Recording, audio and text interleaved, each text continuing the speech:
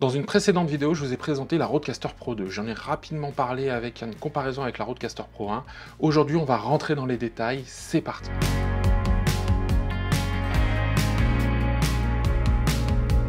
Bonjour, bienvenue sur la chaîne Les Tests de Cyril. Je suis ravi de vous retrouver aujourd'hui parce que, j'ai deux produits sous les yeux qui sont des produits assez bons, voire très bons même. Et je voulais vous en faire une comparaison parce que j'ai pas vu beaucoup de choses qui comparaient les deux l'une à côté de l'autre, et encore moins en français.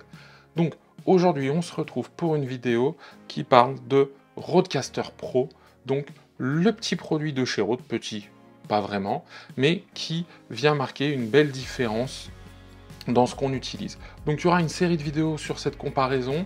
Là, j'ai eu déjà une première où je déballais première impression de la Rodecaster Pro 2. Dans les choses à venir, il y aura une différence au niveau de la puissance délivrée, le son délivré par les deux. Là aujourd'hui, on va vraiment être sur du détail physique. Et il y aura une troisième vidéo sur l'enregistrement téléphonique parce qu'il y a quand même quelque chose dans le physique, moi, qui change. Donc autant le montrer dès maintenant. J'en ai un peu parlé du physique dans la première vidéo. Là, on va rentrer dans les détails. Alors, première chose, premier élément différent, je vais essayer de faire quelque chose d'à peu près propre, c'est à l'allumage. Donc là, deux boutons, hop, hop, vous voyez. Donc la Rodecaster Pro 1 s'allume beaucoup plus vite. Hop, elle est déjà en fonction. La Rodecaster Pro 2, je l'ai peut-être allumée une seconde après, et là, je vous laisse regarder à l'écran. Avant que là, ça s'allume et que l'écran arrive sur les potentiomètres, il va se passer un petit peu de temps. Vous voyez là, on est toujours là-dessus. Bon, voilà, là ça vient juste de s'allumer et hop, on va arriver sur l'écran initial et voilà, on y est. Bon, ça fait quand même une belle différence dans l'utilisation. Faut pas juste l'allumer 5 secondes avant d'avoir une visio, par exemple, si on veut utiliser ces micros qui passent par la Rodecaster, parce que va falloir faire attendre un petit peu la personne. C'est pas super long, mais je tenais à le préciser. Alors, on voit déjà l'inclinaison, L'inclinaison, là, je trouve qu'il est un peu plus prononcé sur celui-là, c'est bien, parce que, vous voyez, ça rend un peu l'écran plus visible. J'en avais parlé, mais dans la disposition, les boutons REC sont pas au même endroit. Ici, je sais pas si vous entendrez, mais les potentiomètres des casques, pardon, sont pas les mêmes. Donc j'ai les quatre, là ils sont ici, là ils sont lisses, là ils sont crantés. J'avais un potentiomètre général, je ne l'ai plus, par contre j'ai une molette qui vient aussi permettre d'utiliser dans les menus, on va regarder ça un peu après. J'ai aussi toute la disposition, là je suis sur vraiment l'écran de base, Là je suis sur la disposition des pads, donc les informations. Donc pour avoir les pads ici, il faut que j'aille là dans son, et là je vois ce qui est là, d'accord? Sachant que là, je les ai ici, et j'ai la façon de les éditer, etc. Là, j'ai la même chose, je rentre, et j'ai les informations au niveau des couleurs, et de ce que je veux faire dessus. Donc là-dessus, ça marche à peu près pas mal. Je trouve que c'est plutôt correctement exprimé ici.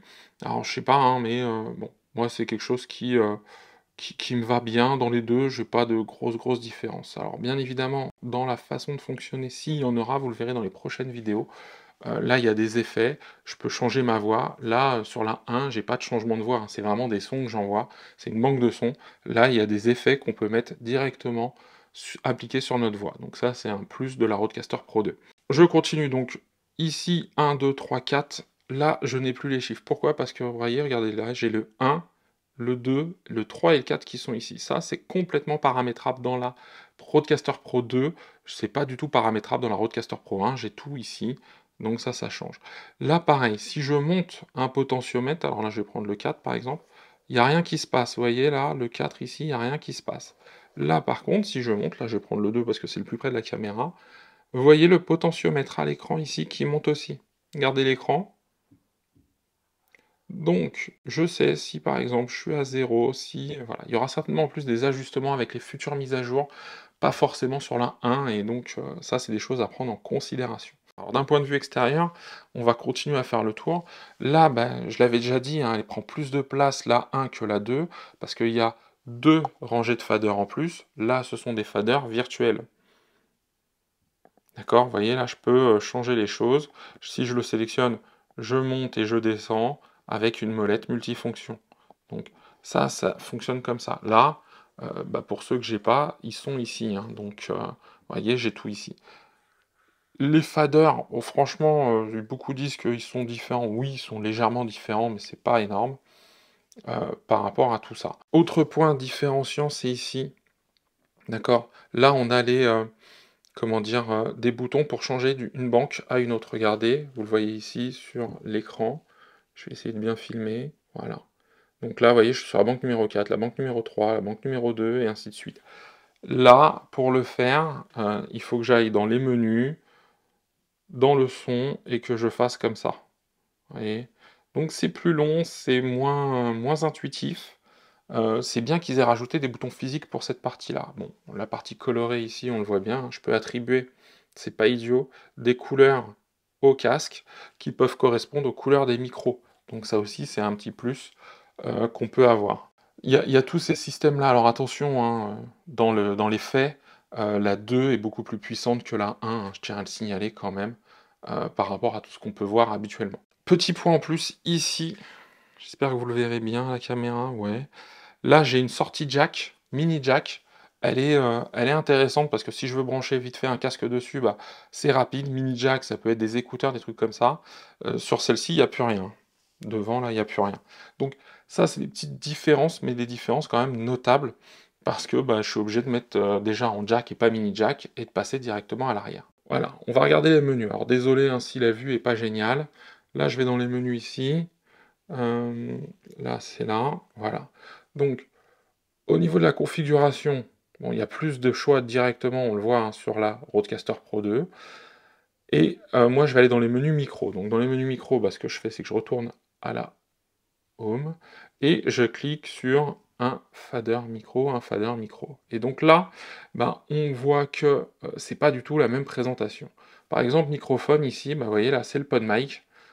Là, j'ai le PodMic, mais avec la photo du PodMic. Donc, bah, forcément, ils mettent un peu plus leurs éléments en avant, hein, leurs produits. Jusque-là, il n'y a pas trop de choses à dire. Donc, si je veux retourner dans les réglages, là, eh ben, il faut que j'aille par exemple dans traitement audio. Là, le traitement il est tout de suite visible, hein. Je peux aller dedans, et après, j'ai des traitements. Alors, j'en ai plus, hein, si vous regardez bien, j'en ai 5 ici, j'en ai 8 maintenant sur cette partie-là. J'ai des pré-réglages, d'accord, avec neutre, le studio podcast ou le broadcast. Là, dans le traitement audio, j'ai pas forcément de pré-réglage par rapport à ça. Ensuite, j'ai le niveau, vous voyez, là je suis à plus 45, là je suis à plus 55. Donc vous voyez, j'ai tout disponible quasiment sur une seule page, entre guillemets, ici. J'ai même des effets, et même dans les effets, hein, quand on va regarder, j'ai des choses plus pointues, plus poussées, et j'ai quand même une belle bande de réglages possible que j'ai pas sur la Rodecaster Pro 1. Donc au niveau des menus, ça c'est une grosse différence. Au niveau des sorties, d'accord? On va regarder aussi au niveau des sorties. Donc ça doit être dans avancé, casque audio. Vous voyez, hop, là je fais la même chose. Hop, je vais aller dans sortie, casque. Là, j'ai limité le volume maximum, augmenté le volume du casque audio. Euh, donc ça augmentera le volume de tous les casques audio, hein, ici. Alors que là, j'ai le Rode NTH 100 que je vous ai testé sur la chaîne. Je ne sais pas si vous verrez bien, j'espère. Voilà. J'ai pour des écouteurs donc avec une faible impédance et avec plus grosse impédance, je peux utiliser cette partie-là. Et là, si vous regardez, j'ai deux choses. Je peux changer la couleur du casque, donc la couleur qui sera ici, et aussi je peux faire ça casque par casque. Donc c'est quand même hyper précis, hein, hyper poussé. À ce niveau-là, moi, il n'y a vraiment pas grand-chose à dire là-dessus. Il y a des effets supplémentaires, comme je l'ai dit, les sorties casque. Dans les deux cas, une micro SD. La luminosité, j'ai l'impression que c'est quand même beaucoup plus lumineux sur la Rodecaster Pro 2 que sur la 1. Ça, je vous en avais parlé dans la première vidéo. Enfin, en tout cas, il y a vraiment de quoi faire. C'était pour vous montrer rapidement les menus. Bon, en plus, là, vous voyez, j'ai l'heure, la date.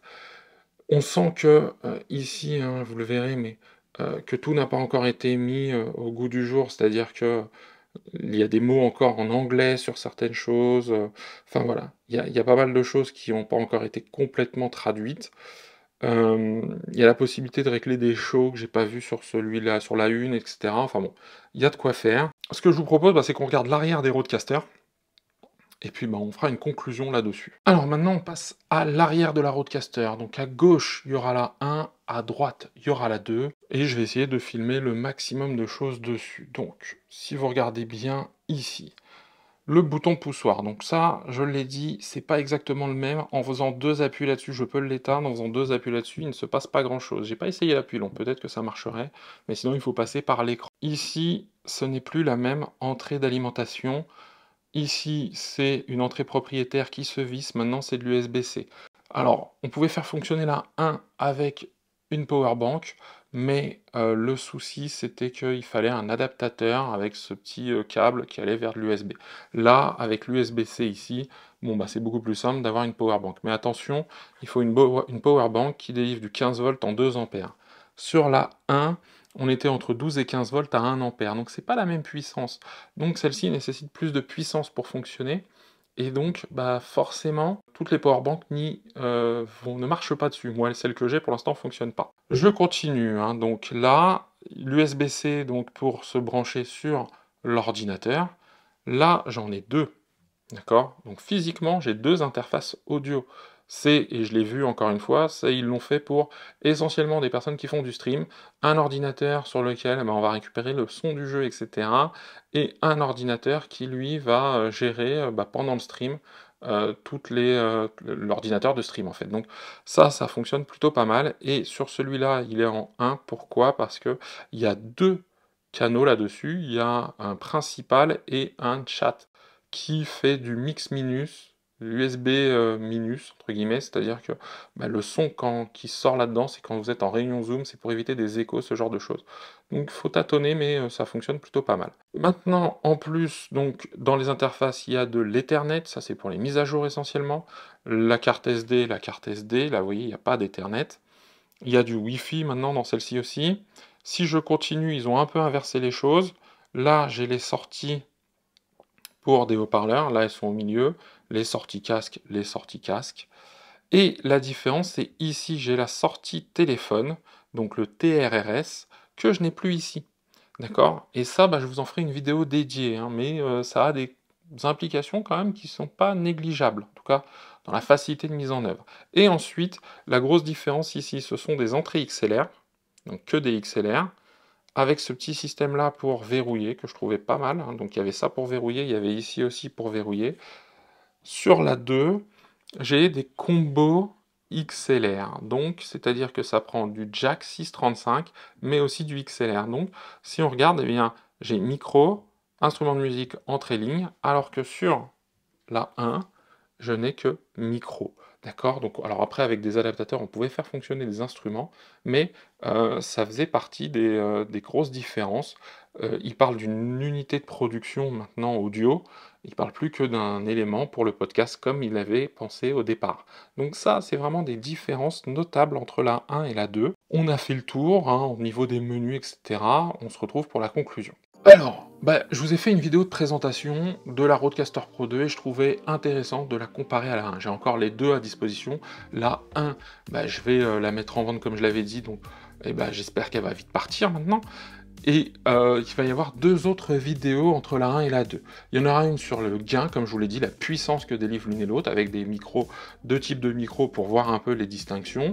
Et il va y avoir aussi une vidéo sur les appels téléphoniques, l'enregistrement de son téléphone via la Rodecaster Pro 1 et la Rodecaster Pro 2. L'objectif de cette vidéo, c'était vraiment de vous présenter les différences et de pas dire il y en a une qui est meilleure que l'autre. Si aujourd'hui vous avez la 1 et que vous vous sentez bien avec, n'en changez pas. Moi, c'est ce que je disais dans la première vidéo, je le fais parce que je suis un geek, parce que ça alimente la chaîne, parce que j'aime bien les dernières nouveautés, donc voilà. Maintenant, est-ce que aujourd'hui, parce que ça fait un petit moment que j'utilise la 2, j'ai des grosses différences? J'ai 1 ou 2 différences. Est-ce que ça m'aurait gêné de ne pas les avoir? Non, ça ne m'aurait pas gêné. D'ailleurs, dans les réglages, il y a des choses que je trouve, comme il y en a plus, je suis un peu plus perdu par rapport à la Rodecaster Pro 1 et j'arrive pas encore à obtenir le son que je voudrais obtenir avec la 2 par rapport à la 1. Donc ça me pousse moi dans mes connaissances audio, mais c'est un petit peu dommage parce que je trouvais que soit les réglages, je sais pas s'ils étaient mieux faits, mais en tout cas, comme ils sont différents, j'arrive pas à retrouver exactement la même chose entre la 1 et la 2. Donc c'est un changement de repère aussi, et ça je voulais vous en parler au-delà de tous les aspects physiques et menus qu'on a pu voir. Voilà, en tout cas j'espère que cette vidéo vous a plu. Si c'est le cas, comme d'habitude, on pense à activer la cloche parce qu'on va être au courant des prochaines vidéos sur la Rodecaster Pro 2. On met un pouce en l'air, on s'abonne, et moi il me reste à vous dire à très bientôt pour un nouveau test, et surtout, prenez soin de vous.